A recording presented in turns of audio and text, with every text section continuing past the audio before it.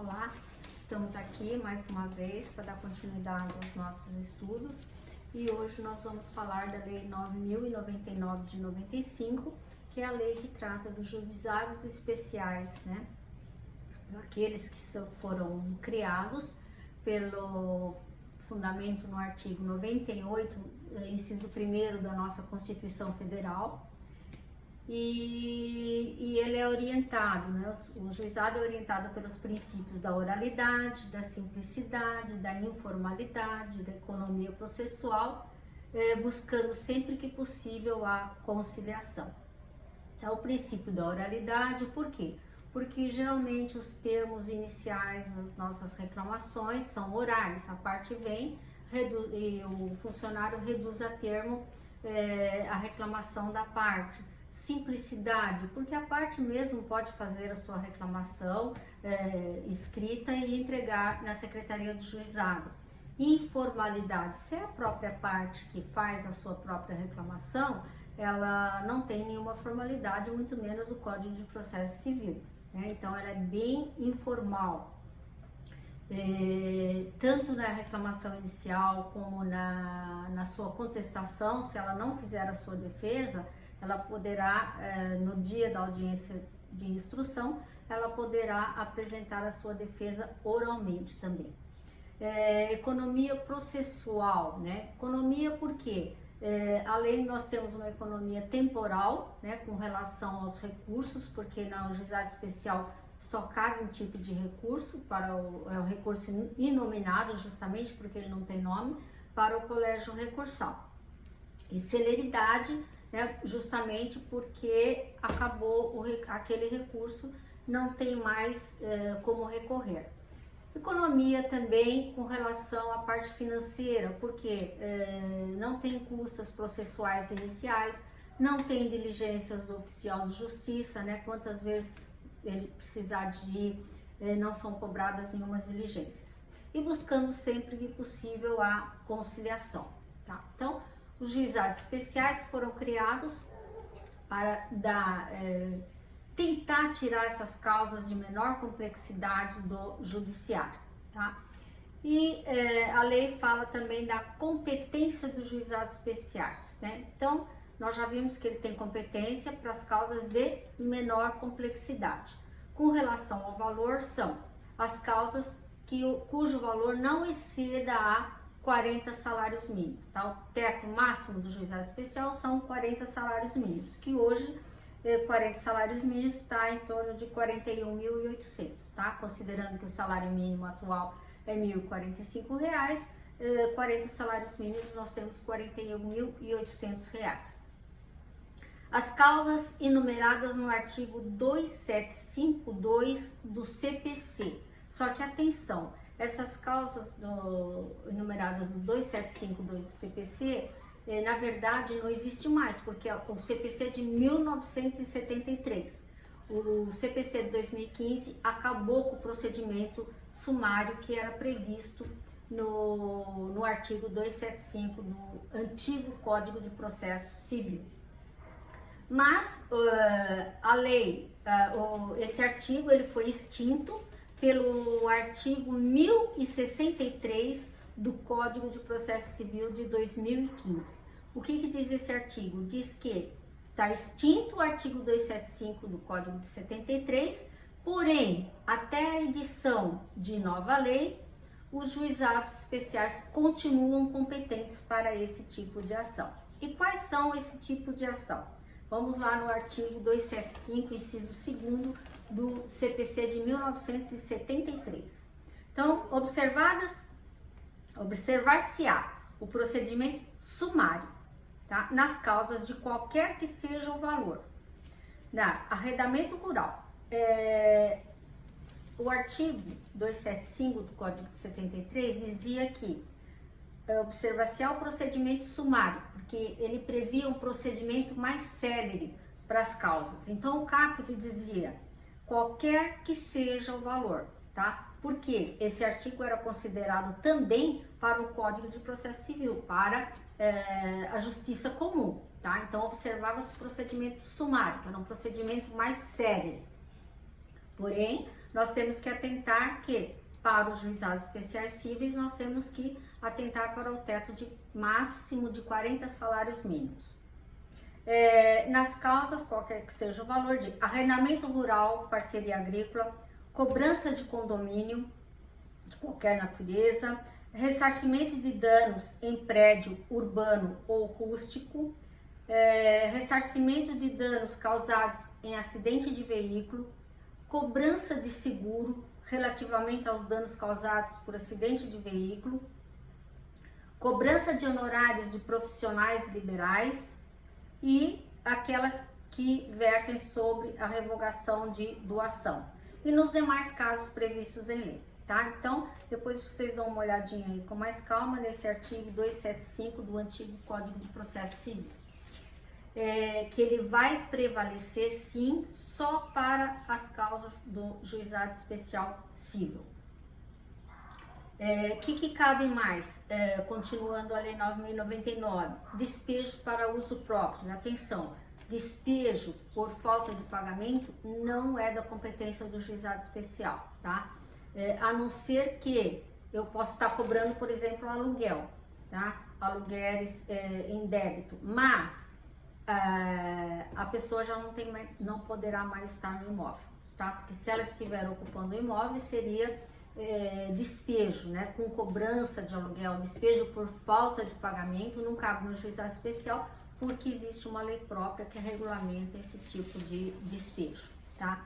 Então, nós vamos aqui fazer só despejo para uso próprio. E as ações possessórias sobre bens imóveis de valor não excedente ao fixado no inciso 1 deste artigo, ou seja, 40 salários mínimos. Com relação à execução, cabe execução nos juizados especiais dos seus próprios julgados, ou seja, o juiz julgou procedente ou improcedente determinada ação. Essa sentença não foi cumprida, então ela poderá ser executada no próprio juizado. Também cabem execução dos acordos do PROCON, tá? As partes fazem um determinado acordo no PROCON e eventualmente esse acordo não é cumprido. Se ele não for cumprido, ele pode ser executado no juizado. Só que nós temos que prestar muita atenção que se às vezes o conciliador do PROCON, ele faz o fornecedor, vamos supor, ele não compareceu somente a parte interessada. E aí o conciliador liga para o fornecedor e eles acabam fazendo um acordo por telefone. Se esse acordo não for cumprido, não dá para ser homologado no juizado, porque não tem a assinatura do preposto da empresa, tá? Não tem a assinatura da outra parte. Então tem que ter a assinatura de ambas as partes. E cabe também o título executivo judicial do Sejusc, tá? Que a pessoa fez um acordo lá, o juiz do Sejusc homologou, esse acordo não foi cumprido, ele poderá ser executado no juizado. Títulos executivos extrajudiciais também até 40 salários mínimos, ou seja, os cheques, né, podem ser executados no juizado especial, desde que não ultrapasse o limite. Com relação à exclusão, o que está fora do juizado especial? Não pode ser ter o objeto apreciado no juizado especial. Nós temos as causas de natureza alimentar, falimentar, fiscal, interesse da fazenda pública e as relativas a acidente do trabalho, ao estado e capacidade das pessoas. Porque são litígios que precisam, às vezes, de representação, às vezes tem lei própria e o juizado não admite ação contra órgão público, tá? Então, se for economia mista, até pode ser, tá? Por exemplo, o Proguaru, ela é economia mista, porque ela é parte privada e parte pública, então nós podemos entrar com ação contra elas pelo juizado. Se for essencialmente pública, nós não podemos entrar com ação pelo juizado. As de natureza falimentar, fiscal, tudo tem regulamentação própria e não pode ser conhecido pelo juizado. A opção pelo procedimento previsto nessa lei implicará em renúncia ao crédito excedente, ao limite estabelecido nesse artigo, excetuada a hipótese de conciliação. O que isso quer dizer? Que se eu optei pelo juizado especial e eu estou, vamos supor, com advogado, eu só posso cobrar 40 salários mínimos, tá? Isso quer dizer que se o juiz for julgar a minha ação, o que estiver excedente, eu já estou automaticamente renunciando. Então, ele vai julgar só até o teto dos 40 salários mínimos.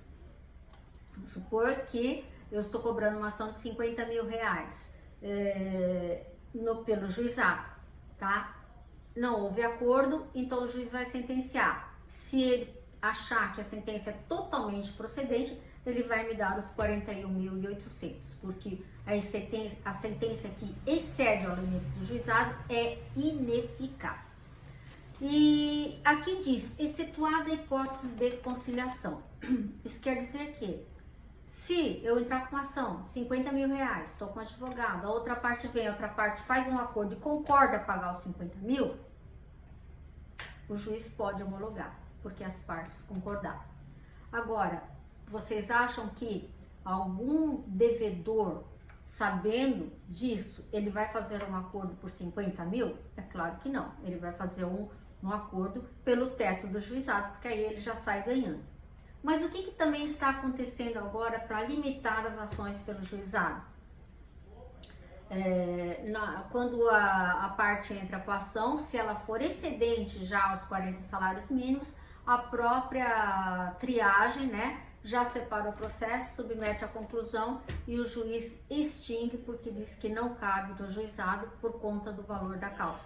Então, na verdade, já se faz uma triagem e não se deixa nem entrar mais com essa ação superior ao limite que o juizado permite, que a lei permite. O outro tópico com relação à lei seria do foro, né? Foro competente.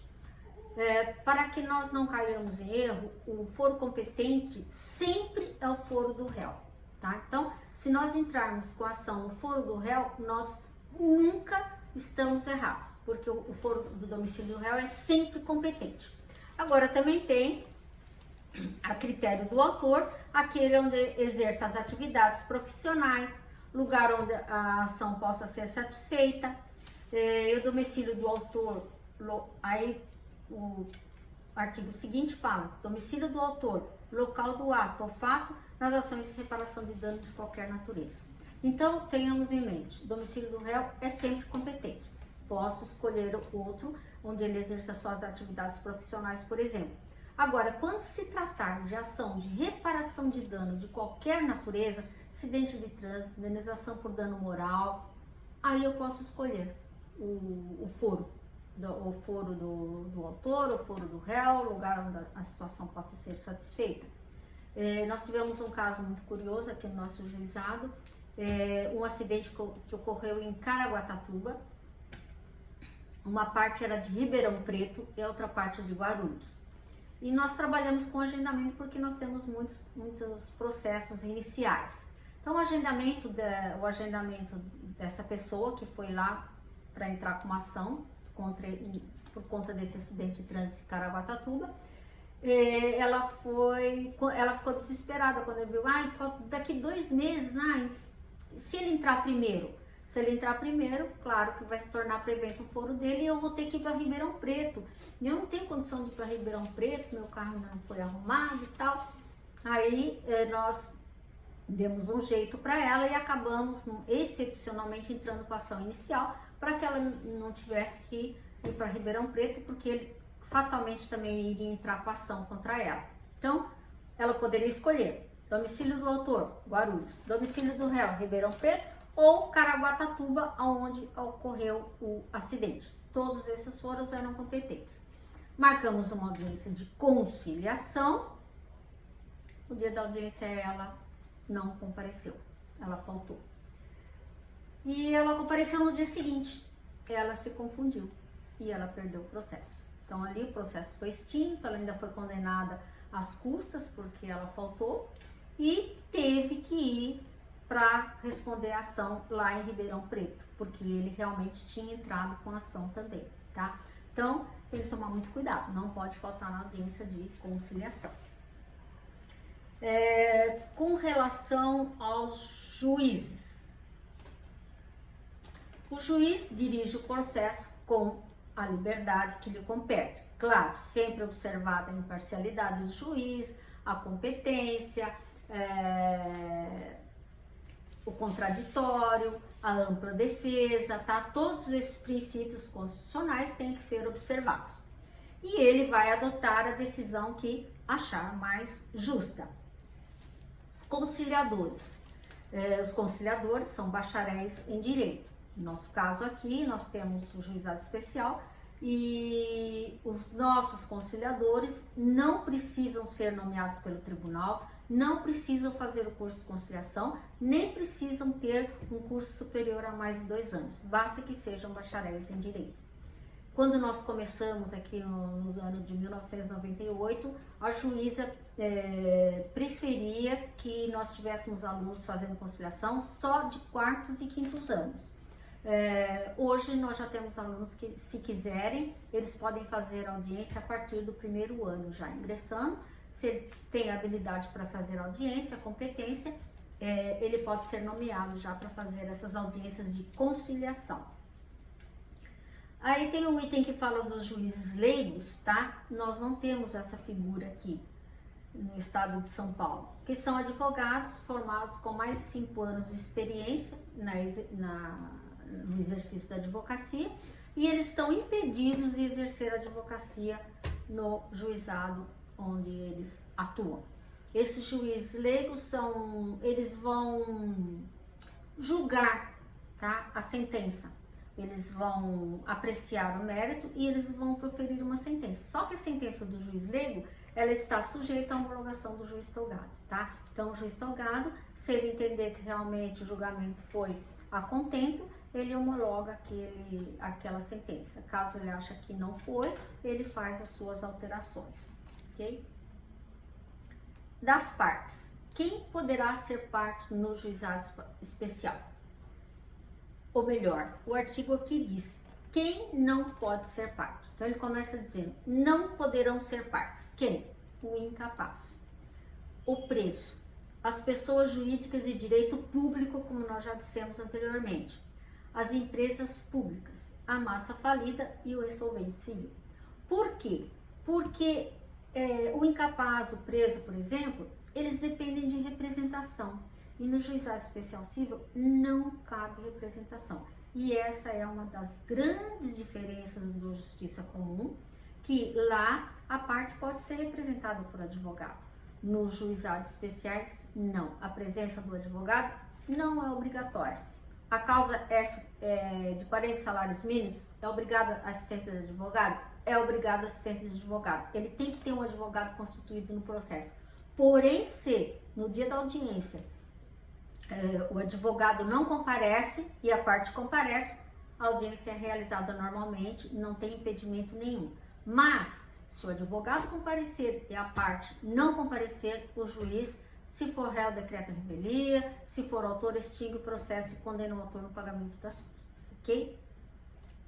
Então, nós temos que prestar muita atenção. Uma vez teve um ex-aluno que veio fazer uma audiência aqui no nosso juizado, bem lá no começo, e ele não estava acostumado a atuar no juizado, só atuava na justiça comum. E ele veio para a audiência e ele era advogado dos réus. O réu era um casal de idosos, bem velhinhos. E ele chegou, e foi me cumprimentar e tal, conversando, ele falou assim, eu falei para meus clientes não virem porque eles são idosos, né? Então, falei, deixa que eu vou representar. E eu falei, no juizado não cabe representação. O juiz vai decretar revelia, porque o advogado estando lá, os réus automaticamente estariam validamente citados e intimados para audiência. Então ele participou da audiência e a única saída que ele teve foi pedir um prazo para apresentar atestado médico, que é o único caso que o juiz aceita, né? A única justificativa que o juiz aceita é atestado médico, a não ser que haja uma calamidade pública, uma chuva torrencial, que fique decretado estado de calamidade pública, aí também não, tá? Mas a presença das partes é obrigatória no juizado especial civil. E quem poderão ser partes? A seguir vem dizer quem poderão: as pessoas físicas e capazes, porque as incapazes dependem de representação e não podem estar no juizado. Excluídos os cessionários de pessoa jurídica. O que seria o cessionário de pessoa jurídica? Geralmente os cheques, né, títulos executivos extrajudiciais, que ocorreu muito isso no começo do juizado especial. As farmácias, estabelecimento comercial, que é uma pessoa jurídica, recebia um título executivo. Aí aquele cheque estava carimbado nominal à pessoa jurídica. O que a pessoa jurídica estava fazendo? Atrás, né, endossava o cheque e passava esse cheque para uma pessoa física. E essa pessoa física, sendo detentora daquele crédito, ela ia e cobrava no juizado especial como pessoa física. Aí não pode, o juiz julgava improcedente, não discutia esse mérito, por quê? Extinguia já de plano, porque ele era cessionário de pessoa jurídica, tá? Então, não cabe nem a pessoa jurídica, nem o cessionário de pessoa jurídica. O que cabe? Microempresas e empresas de pequeno porte. Mas a lei diz que cabe. Mas aqui no nosso juizado, a coordenadora, que é a juíza da segunda vara, ela entende que uma microempresa, uma empresa de pequeno porte, ela tem o seu departamento jurídico, ela tem o seu advogado, então ela pode muito bem entrar na justiça comum, não precisaria tirar a vez da pessoa física que necessita fazer a sua cobrança pelo juizado especial. Então, a juíza da primeira vara, da segunda vara passou a não aceitar a microempresa e EPP.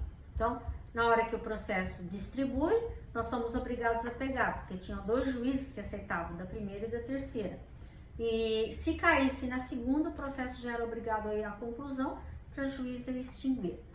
Se caísse na terceira e na primeira, o processo prosseguia. E agora o juiz da primeira vara também aderiu a essa condição. Então, para a primeira e para a segunda vara, não cabe ação intentada por ME e EPP, no polo ativo, tá? No polo passivo, normal. Com relação aos... ainda com relação aos advogados agora.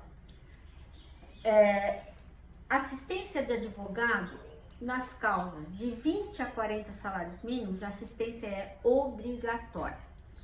Nas causas de até 20 salários mínimos, não é obrigatório, tá? Então, se a minha causa for de R$20.900, tá? Então, até 20 salários mínimos, eu não preciso de assistência de advogado, posso ir lá pessoalmente no juizado especial civil e intentar ação. De 20 a 40, a assistência é obrigatória. Aliás, até 20 salários mínimos, ela não é obrigatória, ela é facultativa. Se a parte quiser constituir advogado para entrar com uma ação, menos de 20 salários mínimos, pode. Só que daí para cima é obrigatória. O réu jurídico poderá ser representado por presposto munido de carta de preposição. E atenção, ele tem que ter poderes para transigir e não precisa necessariamente ter vínculo empregatício com a pessoa jurídica, tá? Então, ele pode ser nomeado pela empresa, mesmo sem ser funcionário da empresa. Antigamente, a juíza aqui de Guarulhos, ela obrigava que essa carta de proposição fosse assinada no original. Então, houveram muitas revelias, foi decretada muita revelia por conta disso. As partes vinham com cópias. Porque no juizado especial não precisam de cópias autenticadas, inclusive para dar entrada no processo, só tudo cópia simples. Até porque depois os autos são destruídos, né? Então, é tudo cópia simples. Mas a carta de preposição, ela exigia que fosse no original. Mas, com o passar do tempo, ela acabou aceitando as cópias também de carta de preposição. Então hoje pode ser tudo por preposição, tá? Às vezes algumas até são preenchidas na hora ali. O advogado tá com uma carta de preposição assinada em cópia e em branco, e às vezes ele pega um colega advogado ali para ser preposto naquela audiência, porque não precisa ser funcionário, ele preenche para não levar revelia, ok? Porque se não estiver presente o preposto da pessoa jurídica, o juiz decreta revelia. Não se admite intervenção de terceiro, nem assistência somente de litisconsórcio, tá? O que é a intervenção do terceiro? É a intervenção de uma pessoa que ela não é parte no processo, porém, as consequências daquela decisão vão atingi-la, tá? Estou ocupando um imóvel que está sendo discutido, mas eu não sou o proprietário, porque eu tenho um contrato de gaveta, e o proprietário por escritura pública é outro, e esse imóvel está sendo discutido em juízo. É claro que qualquer decisão que ocorra lá, eu vou ser atingido, porque eu estou na posse do imóvel e eu tenho um contrato de compra desse imóvel, porém não está registrado, não tem escritura nem nada. Então vai me atingir. Então eu posso entrar no processo, tá? Como intervenção de terceiro. Só que na justiça comum, se for no juizado, não cabe intervenção de terceiros, porque torna o procedimento mais complexo, além de retardar o procedimento, que vai ferir os princípios da lei, que são os critérios da celeridade. Se admite litisconsórcio. Litisconsórcio, que seria mais de uma pessoa no polo ativo ou mais de uma pessoa no polo passivo. Tá? Nós já tivemos o caso aqui de um condomínio que ele pagou para determinada empresa para fazer o asfalto no condomínio, e nas primeiras chuvas que vieram o asfalto ruiu, né? Foi tudo embora. Então vários condomínios, acho que nós limitamos a 10, né? Eles entraram com ação contra essa empresa para reclamar a recuperação daquele asfalto, tá? Então isso é litisconsórcio, mais de uma pessoa no polo ativo ou no polo passivo. Com relação aos atos processuais, os atos processuais no juizado especial são sempre públicos. Qualquer pessoa pode chegar lá, pode olhar o processo, pode pedir certidão de objeto e pé, pode fazer o que quiser, porque o processo é público, a não ser que o juiz tenha decretado segredo de justiça, tá? Nós tivemos um processo em andamento que o juiz decretou segredo de justiça, então aquele processo só as partes poderiam estar examinando, mas geralmente ele é público. Os atos processuais são válidos sempre que preencherem a sua finalidade, ou seja, é o princípio da instrumentalidade das formas no processo civil. Ou seja, o réu recebeu a carta de citação, mas às vezes o correio faz isso, entrega tudo para a parte e não destaca o aviso de recebimento para devolver para o judiciário. Então, se não chegar aquele AR lá, o réu não está citado validamente, porque não voltou o AR. Então, nós não temos notícia de que ele recebeu. Mas esse réu, como ele recebeu a carta, no dia da audiência ele comparece. Então, ele se deu por citado, tá? Então, é um ato que não era válido, mas ele se tornou válido, tá? Porque preencheu a nulidade. Não se pronunciará nulidade sem que haja prejuízo. Claro, a nulidade só vai ser decretada se houver prejuízo para a parte. Vamos supor que uma pessoa jurídica constituiu determinado advogado e pediu para as intimações saírem no nome de determinado advogado, doutor Felipe Antunes, tá? E tem o doutor José Henrique, mas na hora de sair a intimação, saiu para o José Henrique, e eles pediram na petição para sair para o Felipe Antunes, tá? Então, se saiu para o advogado errado, que há um pedido no processo para aquele determinado advogado, então haveria nulidade dessa intimação. Por quê? Ia haver um prejuízo para a parte, né? Não compareceu em audiência, por exemplo. saiu publicado a data da audiência, é como se não tivesse recebido. Então aí o juiz declara nulo aquela intimação e manda que se faça uma nova publicação e eventualmente se designe uma nova audiência. Os atos processuais em outra comarca poderão ser solicitados por meio idôneo. Geralmente os atos processuais, intimação, citação, se for outra comarca, nós vamos tratar das cartas precatórias, que é cumprimento por oficial de justiça. Se for na mesma comarca, comarca de Guarulhos ou comarcas contíguas, né, aquelas que nós temos o limite, né, a divisa ali de Guarulhos com as demais comarcas, seria feita por mandado, ou seja, oficiais de justiça da nossa comarca. Agora tem também cartas precatórias para Bahia, para Fortaleza, para o Rio Grande do Sul, né? Então tem carta precatória para todo lado. Mas a citação, que é a primeira intimação, nós fazemos por carta, AR, por aviso de recebimento.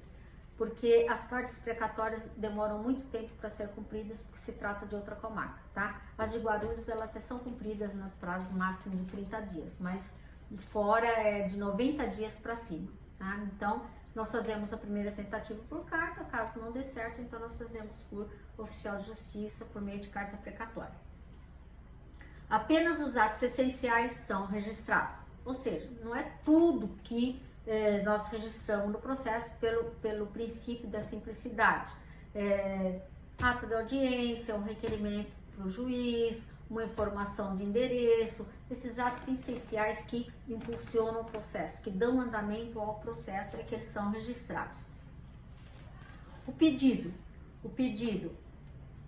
pode ser escrito ou oral, tá? Então, na verdade, hoje, nos juizados especiais, com todos os fóruns, os processos já são digitais. O único lugar onde ainda existem processos físicos é no juizado especial civil do anexo da FIG. Por que nós temos que ter processos físicos aqui? Porque aqui nós não temos a presença de um funcionário do Poder Judiciário, tá? São todos funcionários da instituição, da faculdade. Então, por esse motivo, nós não podemos ter processos físicos correndo aqui.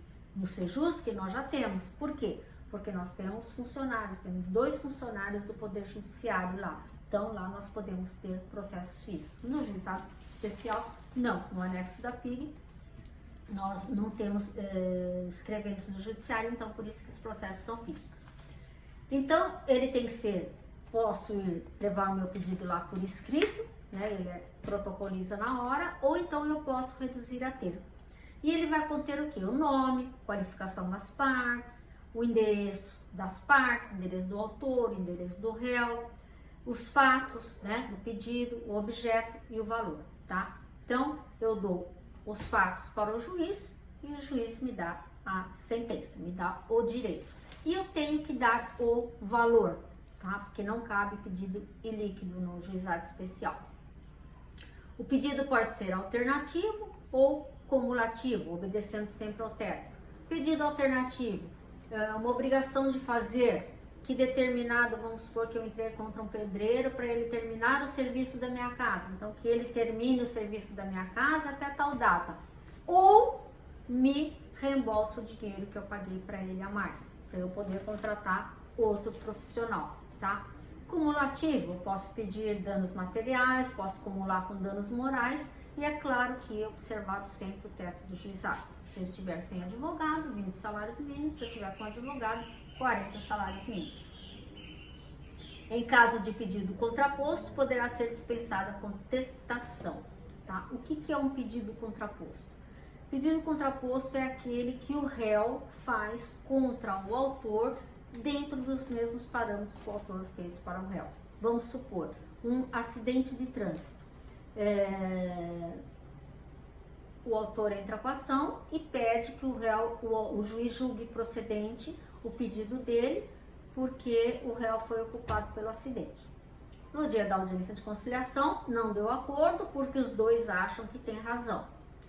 No dia da audiência de instrução, o réu vai, comparece, estão todos sem advogado, e ele fala para o juiz que o réu fala para o juiz que ele tem a razão e que ele realmente quer que o autor pague o prejuízo dele, tá? Então isso é um pedido contraposto. Eu estou pedindo para o juiz condenar o autor para me pagar, tá? Então ele faz a defesa dele e oralmente ele explica para o juiz que ele não teve culpa no acidente e faz um pedido contraposto. Ele pede que o autor pague para ele o valor os gastos que ele teve, juntando, é claro, nota fiscal ou eventualmente orçamentos. Se o réu não fizer o pedido contraposto, ele apenas se defende, o juiz vai julgar o pedido do autor, porque não tem pedido do réu, tá? O réu só se defendeu, ele não fez um pedido, tá? Então ele precisa fazer um pedido contraposto para que seja apreciado o pedido dele. Por isso que nós orientamos sempre as partes, quando o autor entra com a ação, aí o réu vai fazer, eu venho aqui, às vezes acontece dele vir no próprio juizado, onde o autor entrou com a ação, ele fala, eu quero entrar com uma ação contra ele, né, porque eu é que tenho razão. Então nós orientamos no seguinte sentido, não precisa entrar com a ação. No dia da audiência, vem e faz um pedido contraposto e o juiz julga tudo. Até porque se entrar com outro pedido, o juiz vai mandar reunir os processos, porque eles não podem correr o risco de ter sentenças diferentes. Então, no caso do pedido contraposto, esse pedido contraposto vale como contestação. Citações e intimações. Então, as intimações e a citação, como eu falei para vocês, faço no primeiro momento por AR. Esse AR é por mão própria, ou seja, se é pessoa física, a própria pessoa tem que assinar o AR e esse AR tem que ser devolvido para o juizado que emitiu essa correspondência. Pessoa física, pessoa jurídica, entrega na recepção com identificação do recebedor, ou seja, nome e RG. Se é uma pessoa jurídica, tem que ter o nome de quem recebeu e o RG, tá? Então, o juiz mandam designar uma nova audiência, o juiz da primeira e da terceira vara, eles mandam designar uma nova audiência quando não tem o RG. Às vezes a pessoa só assina e não põe o RG. O juiz não considera e manda designar uma nova audiência. Já a juíza da segunda vara, ela manda que a parte autora junte um breve relato da junta comercial, comprovando que o autor, comprovando que aquela empresa está sediada naquele endereço onde a carta foi recebida. E se isso vier comprovado por os autos, ela acaba julgando o processo. O oficial de justiça, ele cumpre mandado carta precatória, como nós já vimos. A citação conterá a contrafé, que é a reclamação inicial, e a ausência do réu é revelia. O que isso quer dizer? Na citação é o primeiro momento que o réu toma conhecimento que existe uma ação contra ele e recebe a cópia do pedido inicial do autor. Então ele é citado e recebe a contrafé.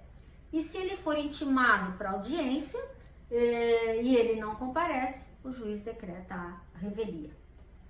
E o comparecimento espontâneo, como eu expliquei para vocês agora há pouco, ele supre a citação, tá? Mesmo que a parte ré não tenha sido citada, supre a citação.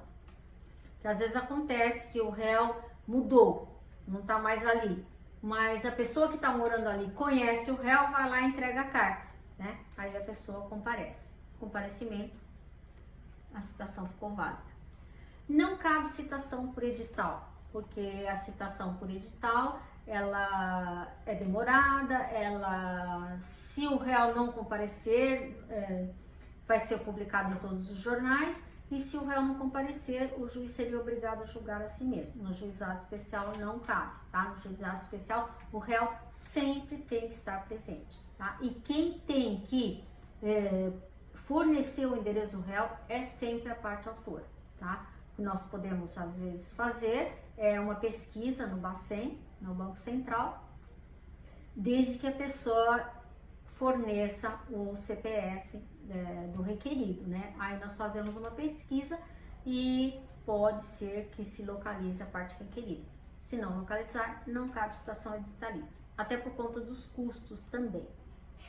As intimações poderão ser feitas por cartas, mandado outro meio idôneo. Então, meio idôneo de intimação, não de citação, que ele tem que receber a cópia da contrafé, mas de intimação, de intimar para a audiência, de intimar para um novo endereço, pode ser por telefone, tá? Porque a lei permite que essa intimação é válida.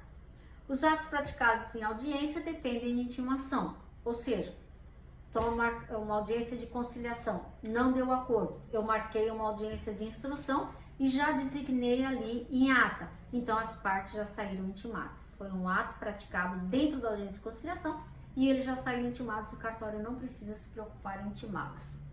As partes deverão informar a mudança de endereço. A partir do momento que o réu é citado, foi citado naquele endereço, se ele mudar, as cartas e as intimações vão todas para aquele endereço. Se voltar com a R, mudou-se, o juiz decreta a revelia, porque ele não informou o endereço novo. Mesma coisa o autor. Se o autor mudou e ele não veio ao processo informar o seu novo endereço, então o juiz extingue o processo. Ainda condena o autor no pagamento das custas. A revelia. Quando que se caracteriza a revelia? Não havendo conciliação, será designado.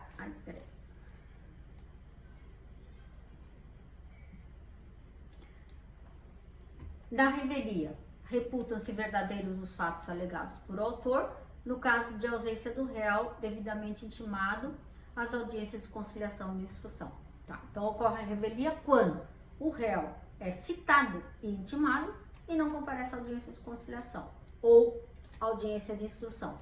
Um outro caso também que o juiz decreta a revelia.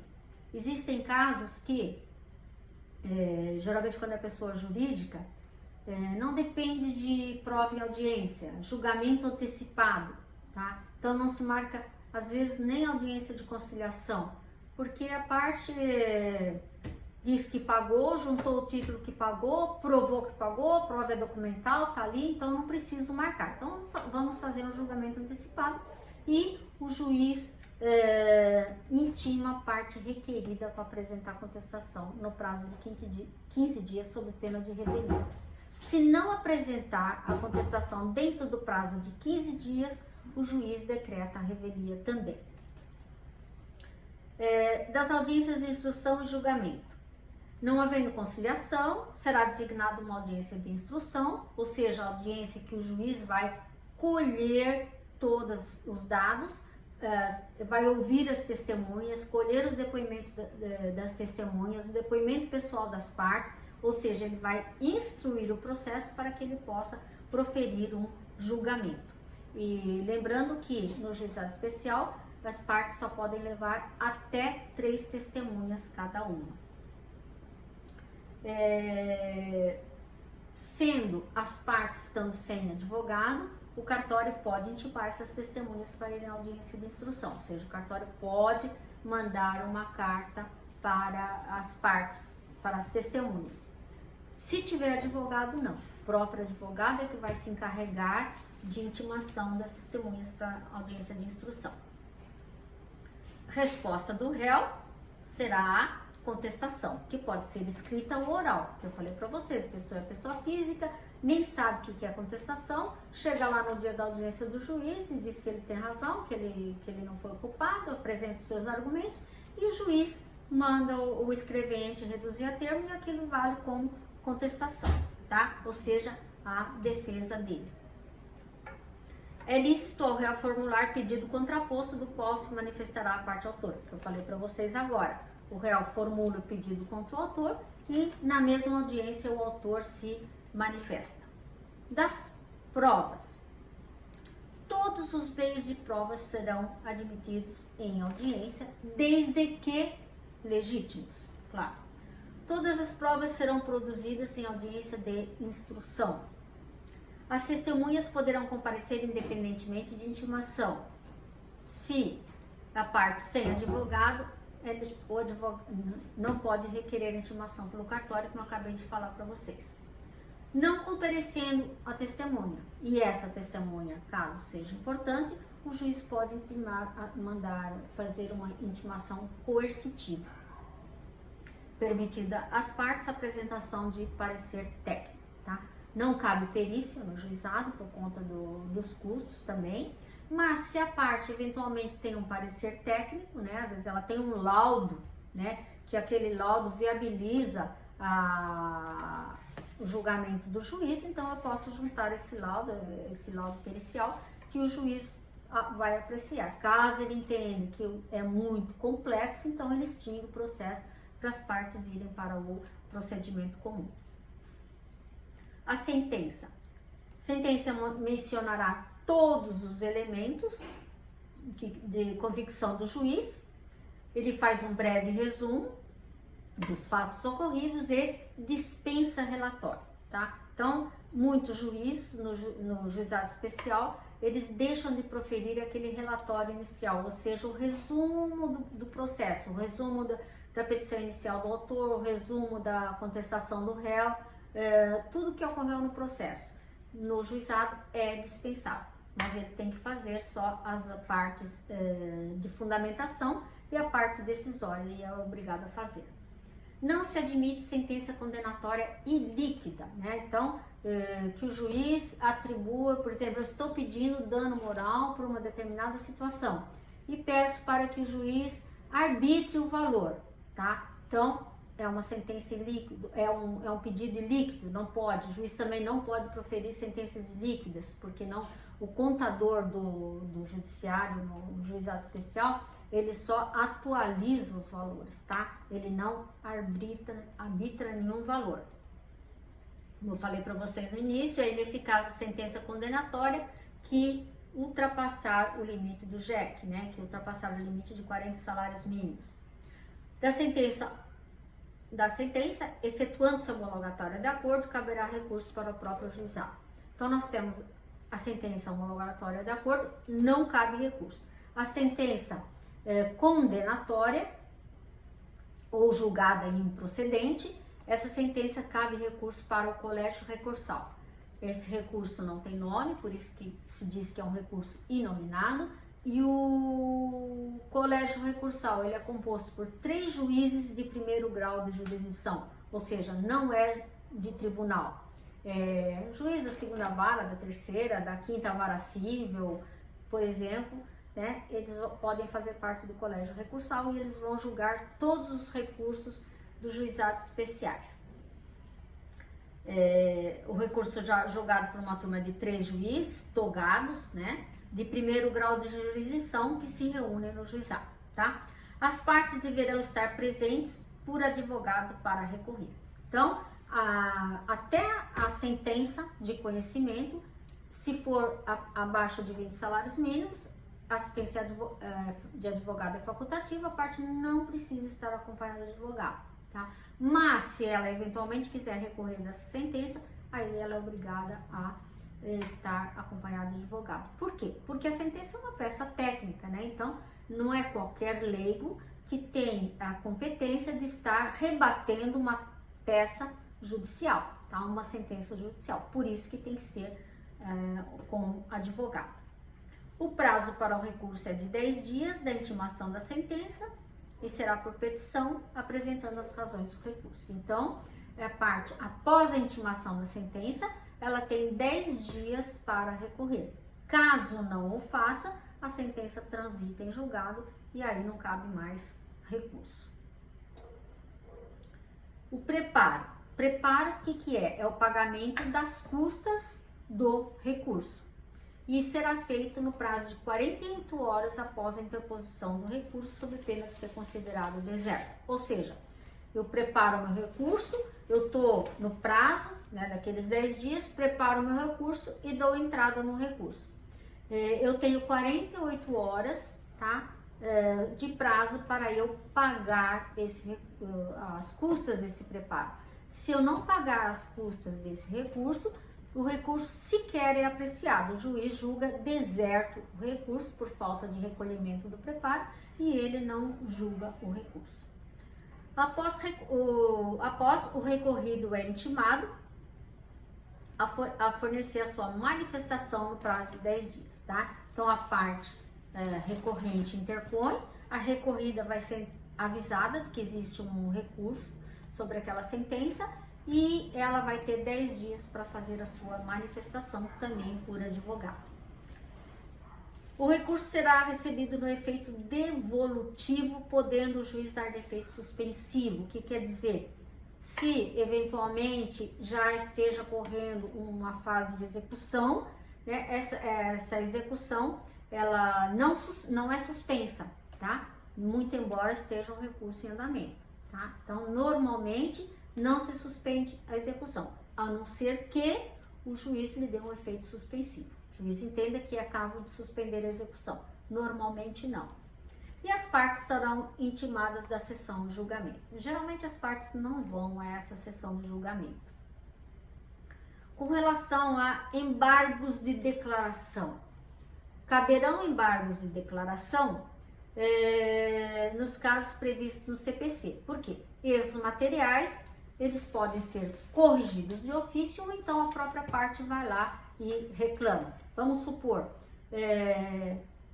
o juiz vai proferir uma sentença que é exatamente igual ao que ele proferiu anteriormente. Ele vai lá e salva como?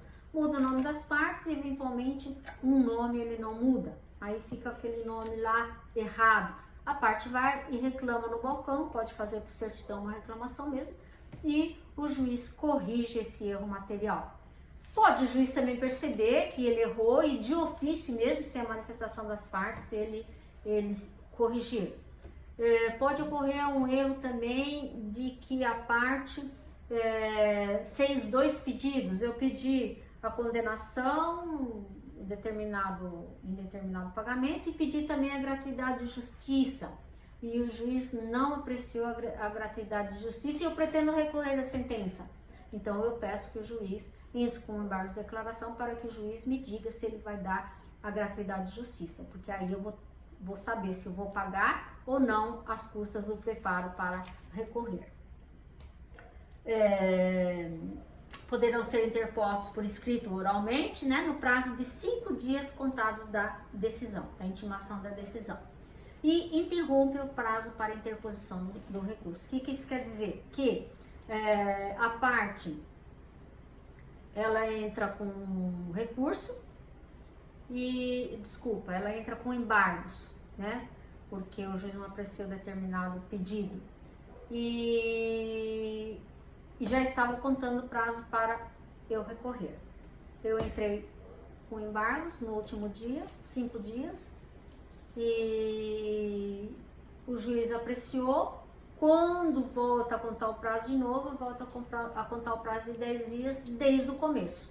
1, 2, 3, até 10, tá? Antigamente suspendia, ou seja, eu contava o 5º dia de embargos, depois para recorrer mais 5 dias, porque suspendeu e continuava. Agora não, agora houve uma alteração, então os embargos interrompem o prazo para o recurso. E quando volta a contar desde o início.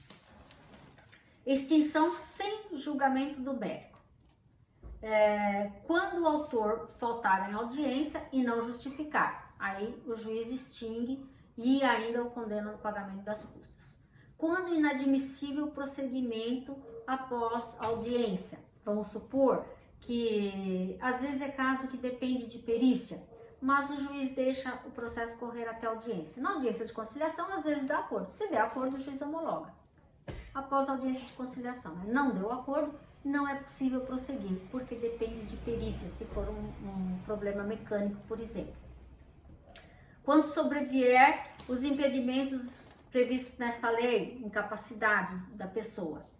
Quando falecido o autor ou o réu, tá? A parte, por exemplo, se falecido o autor, o réu tem 30 dias para informar os herdeiros. Se falecido o réu, a mesma coisa, o autor tem que informar os herdeiros no prazo de 30 dias. Se ele não o fizer, o juiz extingue o processo sem julgamento do mérito.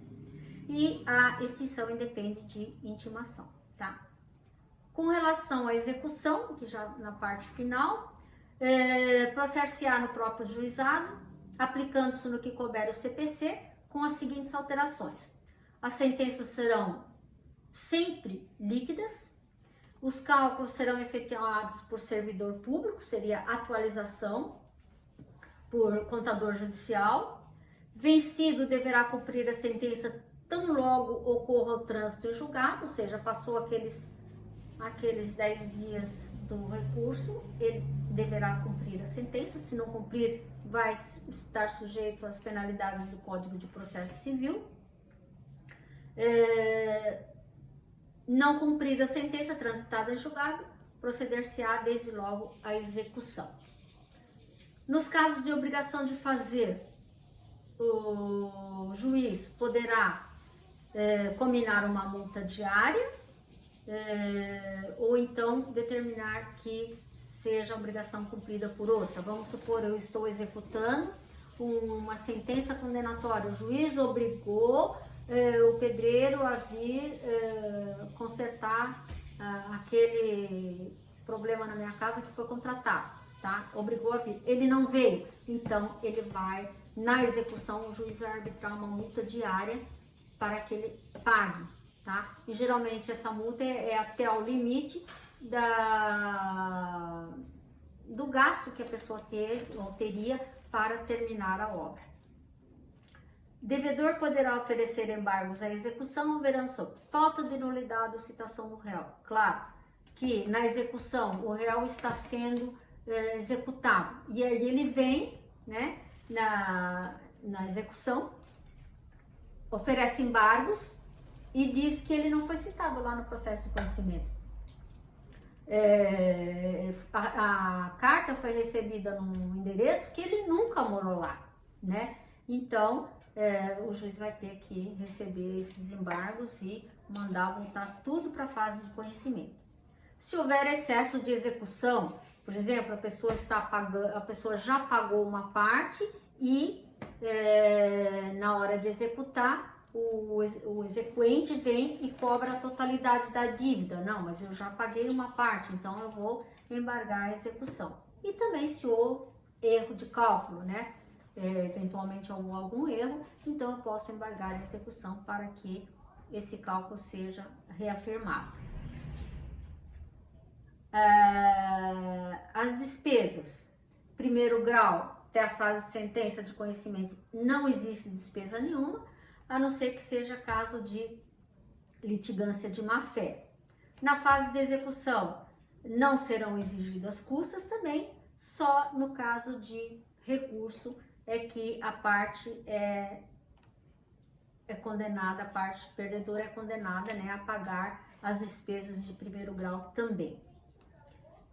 Disposições finais, implantação de serviço.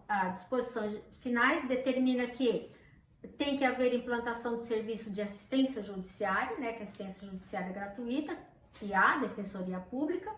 O acordo extrajudicial poderá ser homologado valendo como título executivo judicial e não se admite ação rescisória no juizado, porque tem o regulamento próprio, tá?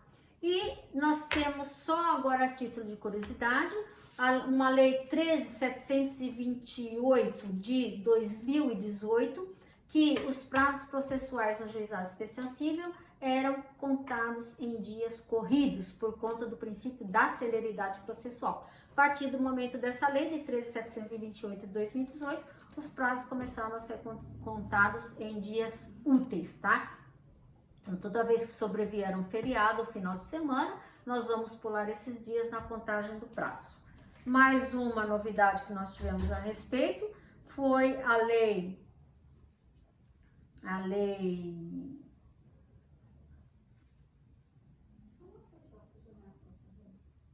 que está muito pequena aqui, está difícil de ver. A lei 13.994 de 24 de abril agora de 2020, que ele vem alterar o artigo 22 da lei 9.099, dizendo que é possível a conciliação, né, obtida a conciliação, será reduzida a termo e valerá como título executivo judicial, nós já sabemos. E acrescentou o parágrafo 2º dizendo que é cabível a conciliação não presencial conduzida pelo juizado, mediante o emprego de recursos tecnológicos disponíveis de transmissão de sons e imagens em tempo real, devendo o resultado e a tentativa de conciliação ser reduzida a termo por escrito, que o juiz depois vai homologar. E o artigo 23, né, com essa alteração, diz que se o demandado não comparecer ou recusar-se a participar da tentativa de conciliação não presencial, o juiz proferirá a sentença. Então, essa é a nova regulamentação desse artigo 23. Então, a partir de agora, nós passaremos a ter, que é uma novidade, todos os juizados vão ter que se adequar a isso, mas vai ser uma realidade bem próxima agora, até por conta, né, dessa pandemia que nós estamos sofrendo. Nós todos já estamos nos adaptando às novas maneiras de dar aula, novas maneiras de transmitir a sabedoria, novas maneiras de fazer audiência, e é o futuro, né, que estaria um pouquinho mais além, mas agora com esse problema todo, ele está bem mais próximo do que se imagina, e essa regulamentação dessa lei saiu bem agora, já permitindo essas audiências por áudio para o juizado especial civil, tá? E ficamos por aqui, tá? Até uma próxima oportunidade.